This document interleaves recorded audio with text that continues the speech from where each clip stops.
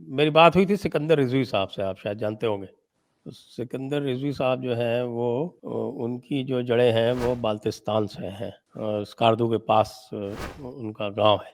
उनका मानना है कि ये जो आपका जो पाकिस्तान ऑक्युपाइड कश्मीर का, या जो मुजफ्फराबाद मीरपुर का इलाका है, इसमें तो कोई कश्मीरी अब रहे नहीं, और वो कश्मीरियों को उन्होंने सब, पहले भी वहाँ पे एक मीरपुरी नाम की एक वो मुसलमान होते थे, जिनमें से बहुत सारे आजकल लंदन में पाए जाते हैं, कनाडा में भी पाए जाते हैं, और उसके अलावा भी वहाँ पे पंजाबियों का एक एक तरह से वहाँ पे विस्थापन हुआ। और जो कोई कश्मीरी वहाँ थे वो भी बिल्कुल मार्जिनलाइज्ड हैं, और यही काम इन्होंने गिलगित बाल्तिस्तान के जो एरिया लगता हुआ है खैबर पख्तूनख्वा से, जो चिलास एरिया है उसमें किया है। लेकिन बाल्तिस्तानी को कह रहे हैं कि जो बाल्टीज हैं वो फंडामेंटली पाकिस्तानी फौज के खिलाफ है, और पाकिस्तानी फौज को उनको आज भी वहां पर बहुत मुश्किल आती है। आपका क्या ख्याल है, आपके पास क्या फीडबैक है? देखिए, कुछ जो बल्ती हैं मेरे दोस्त हैं, और वो बहुत प्रोग्रेसिव लोग हैं, और पाकिस्तान फौज का जो वहाँ पे रहा है अमल दखल, वो उसके बहुत हामी नहीं है, लेकिन वो बल्ती पॉपुलेशन में बहुत कम है उस इलाके की, तो वो कोई बहुत मैटर शायद ना करते हों अपने कम नंबर्स की वजह से। अभी जो जनरल साहब ने कहा कि देखने वाली बात यह है कि जो पॉपुलेशन के बड़े सेगमेंट्स हैं, पाकिस्तान एडमिनिस्ट्रेट कश्मीर और गिलगित बल्तिस्तान, पीओके, ये जो सारे के सारे जो बड़े सेगमेंट्स हैं वो चेंज हो चुके हैं, और आप भी संजय भाई ये कह रहे हैं कि उनकी तादाद बहुत कम हो गई है जो नेटिव्स लोग थे। अब तो जनरेशन से वो नई कौम आ चुकी है, लेकिन मेरा एक और भी उनके बारे में सोचना है कि ये जो नए लोग भी हैं, चाहे वो पंजाबी ओरिजिन के हैं या पश्तून ओरिजिन के हैं या पोठोहार ओरिजिन के हैं, ये सारे के सारे जो लोग हैं, ये ठीक है, ये पाकिस्तानी रियासत के साथ हो गए थे, लेकिन चूंकि इनको कुछ मिला नहीं है, इनके राइट्स नहीं मिले और इनको फैसिलिटीज लाइफ की नहीं वहां पे मिलती, तो ये भी अब इरिटेट रहते हैं। लेकिन फिर भी हमें ये बात ज़हन में रखना है कि इनके अंदर भी, इनकी जेनेटिक्स के अंदर भी भारत के खिलाफ वो एक जो नफरत है जो वहां पे मतलब चली आ रही है, वो भी मौजूद है। अब ये लोग एक तरफ तो पाकिस्तान से भी शायद बहुत मोहब्बत नहीं करते, क्योंकि इनको पाकिस्तान से मिलता कुछ नहीं है, इसलिए ये पाकिस्तान से मोहब्बत नहीं करते, लेकिन दूसरी तरफ ये भारत की तरफ कैसे मुड़ेंगे, वो बहुत मुश्किल सवाल है। जनरल साहब ने बहुत अच्छी बात की कि 75 साल से खुद भारत ने कुछ किया नहीं है उन लोगों के दिल मोड़ने के लिए या उन लोगों के दिल जीतने के लिए, और या वहां पे किसी तरह की इन्फिल्ट्रेशन करने के लिए, चाहे वो पीसफुल इन्फिल्ट्रेशन भी होती है समटाइम कि लोगों के दिल मोड़े जाएं, वो भी उस सिलसिले में कुछ नहीं किया। तो और वो रीजन जो है 3 न्यूक्लियर पावर्स का रीजन भी है, बिल्कुल जैन साहब ने ठीक कहा। तो इस सारी सिचुएशन में जब कहीं से कोई बात शुरू ही नहीं की गई, तो हम एक्सपेक्ट कैसे कर सकते हैं? यानी कोई प्रोसेस कहीं से शुरू ही नहीं हुआ, सिर्फ बातें ही हुई हैं कि जी हम कर लेंगे, हम ले लेंगे। पाकिस्तान की तरफ से ये हमेशा कहा जाता रहा कि हम श्रीनगर में जाके नमाज पढ़ेंगे और वहां पे जाके झंडा लहराएंगे। अच्छा, पाकिस्तान की तरफ से इन्फिल्ट्रेशन तो होती रही, वो तो उन्होंने अपनी तरफ से बड़ी बड़ी कोशिशें कर ली, पंडितों का देश निकाला भी कर लिया 90s का, उन्होंने बहुत कुछ किया, लेकिन मुझे नहीं याद पड़ता as a student of history,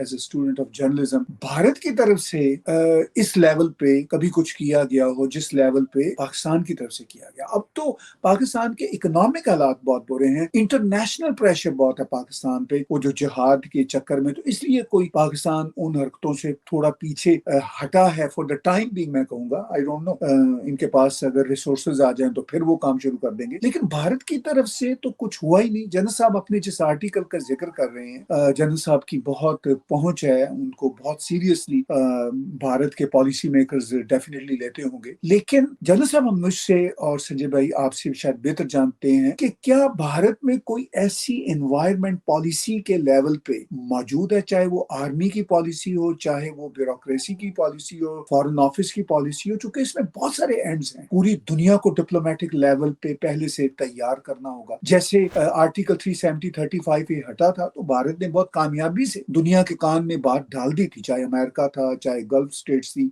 चाहे यूरोपियन यूनियन थी, हम ये करने जा रहे हैं। तो they prepared the world, even they prepared indirectly Pakistan that this is gonna happen. और वो पाकिस्तान ने भी सोचा कि भाई चलें हमारी भी फेस सेविंग शायद इसी में है। तो मैं ये समझता हूँ कि ये एक ऐसा कॉम्प्लेक्स इशू है लोगों की सपोर्ट लेने का, जो आप प्रिसाइजली मुझसे पूछ रहे हैं, और जो जनरल साहब भी बात कर रहे हैं कि लोगों की सपोर्ट जो है पीओके में या गिलगित बल्तिस्तान से कैसे आए। छोटे छोटे ग्रुप्स की तो आ सकती है, उनके अपने पाकिस्तान के साथ जो इश्यूज हैं उनकी बेस पे, लेकिन मैस लेवल पे ये कैसे होगा, ये काम शायद इस शो से भी ज्यादा हमें शो के पीछे, पर्दे के पीछे बैठ के सोचने की जरूरत है। जी, जनरल साहब, आपकी प्रतिक्रिया। देखिए, जो ताहिर साहब बोल रहे हैं बहुत सही बोल रहे हैं। इसमें अनलेस पीपल, आवाम चाहती है कि वो भारत के साथ जुड़ जाएं, वो ना का बराबर है। एक और चीज है जो मैं I want to bring it to the thing. आप चलिए पीओके, गिलगिट बाल्टिस्तान सबको आप ले लोगे, militarily, politically, whatever, whichever way you want. क्या Bharat is India prepared to take 5 million more people of that area who are against the Indian policy and which is a underdeveloped state? देखिए, जैसे ताहिर साहब ने बताया कि that's a neglected area by Pakistan also. Are you prepared to take this बोझ? अगर ये बोझ उठाना चाहते हो और आप सोचते हो कि ये हमारा देश का हिस्सा है, जो है, इसमें कोई डाउट नहीं है, अगर आप आज शुरू करोगे और जो बाइपार्टिसन यूनिफाइड पॉलिसी, द पॉइंट जो ताहिर गोरा साहब ने बताया, वो is very important thing. Pakistan और पाकिस्तान आर्मी का एक ही मुद्दा है जीने का, anti India. Take back Kashmir, taking back Kashmir is part of that anti India rant सोच, ठीक है? तो उनका वो जो नेशनल पॉलिसी बन गया उनका, और उस नेशनल पॉलिसी से बाकी सब कुछ आता है, चाहे वो उनका एक्शन पंजाब में क्यों ना हो, through ISI north eastern states में क्यों ना हो, और डायरेक्टली इनटू कश्मीर क्यों ना हो। It's a national policy. क्या हमारे पास एक नेशनल पॉलिसी है कि वो हम ये पीओके को वापस लेंगे? और अगर हम लेंगे तो किस तरीके से लेंगे? क्या टाइम फ्रेम होगा? उनका क्या एक्टिविटीज होंगे? क्या हम उनको कोई इकोनॉमिक बेनिफिट देंगे? कुछ तो देना चाहिए ना। सिर्फ ये बोलना कि भाई हमें वो चाहिए क्योंकि महाराजा ने 1947 में, 1948 में he gave this accession to India, this is part of that state, so I want it back. ये तो कोई नहीं देगा। And we should also know in international politics possession is 99% of the argument. आज हम शुरू कर रहे हैं 1% of the argument के साथ। ये 1% को 99% करने के लिए बहुत लंबा रास्ता है। उस लंबे रास्ते का हमने फर्स्ट परसेंट भी शुरू नहीं किया मेरी तरफ से। जी, right? आपके आर्टिकल में जो रास्ता बताया गया है उसके बारे में बताएं। हाँ, ये बात यह है कि सबसे पहले हम जैसे मैंने बताया, we should have a national document, a national consensus across party lines, and ये पब्लिक होने की जरूरत नहीं है, right? But it should be there कि भाई ये हम लेंगे। It needs to be discussed in parliament at some level politically, so that there across the lines, we are a democracy after all at the end of the day, and then हम task कर सकते हैं, चाहे हम external agencies को task करें या military को टास्क करें या हमारे डिप्लोमेसी को टास्क करें, और ये एक प्लान होना चाहिए। उस प्लान के क्या हिस्से हैं? सबसे पहले एक डिप्लोमेटिक प्लान होना चाहिए, जैसे ताहिर गोरा साहब ने बताया। सबको पता होना चाहिए इंटरनेशनली कि भाई ये हमारा इलाका है, हम इसको वापस लेंगे। मैं झुकेगा नहीं। जैसे article 370 was part, or abrogation of article 370 or suspension of article 370 was part of the manifesto of the BJP when they came to power, और उन्होंने अपना मैनिफेस्टो एग्जीक्यूट किया। उसी तरीके से we should have something and tell everyone कि भाई हम ये वापस लेंगे। One.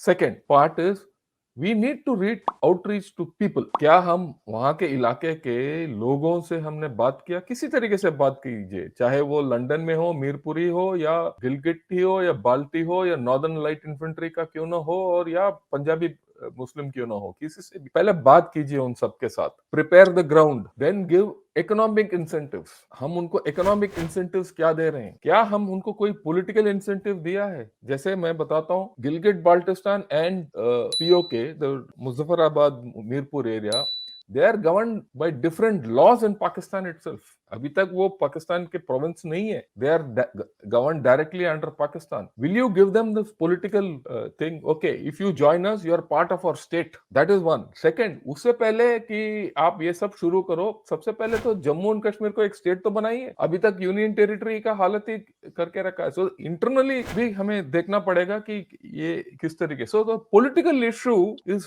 Two sided. हमारा अंदर का प्रॉब्लम भी है और पाकिस्तान का प्रॉब्लम भी है, और इनका हालत क्या होगा वो कोई भी पीओके से पूछेगा कि भाई आप जम्मू एंड कश्मीर जो स्टेट था उसको आपने यूनियन टेरिटरी बना दिया, और हम अगर आपके साथ जोड़ेंगे हमारा क्या स्टेटस होगा? पाकिस्तान ने तो पिछले 75 साल से उनको स्टेटहुड नहीं दिया, अभी आप क्या दोगे? सो ये बहुत एक अहम इंपॉर्टेंट चीज है, जो ये हमारा खुद का मसला है। We have to sort it out. Then of course I said economic, the economic angle is very important, क्योंकि जैसे आपको पता है कि पाकिस्तान का इकोनॉमी टफ है और इस इलाके में कोई प्रोग्रेस नहीं हो रहा है। ऑन द अदर हैंड इस इलाके के रिसोर्सेज जो हैं वो पाकिस्तान को सस्टेन कर रहे हैं, पानी खास करके, राइट? इनको कोई मिल नहीं रहा, कुछ कोई प्रोग्रेस नहीं है। इसके लिए हमारे पास कोई इकोनॉमिक प्लान है कि भाई अगर आप आओगे तो ये हम आपको देंगे, और and that has to go from many directions. एक तो डिप्लोमेटिकली बाहर से जाना चाहिए, एक अंदर से जाना चाहिए, और एक कश्मीर से जाना चाहिए। There are many routes to this economic